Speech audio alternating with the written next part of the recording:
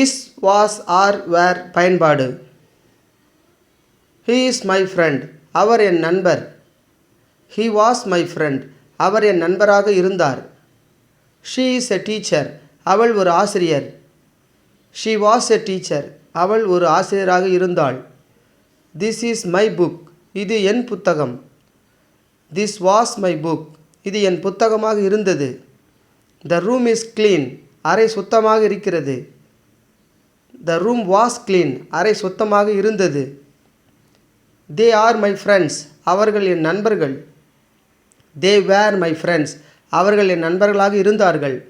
You are a good singer. நீ ஒரு நல்ல பாடகர்.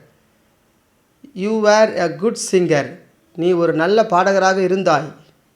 We are happy. நாங்கள் மகிழ்ச்சியாக இருக்கிறோம். We were happy. நாங்கள் மகிழ்ச்சியாக இருந்தோம். The books are on the table. புத்தகங்கள் மேசையில் இருக்கின்றன. The books were on the table. புத்தகங்கள் மேசையில் இருந்தன.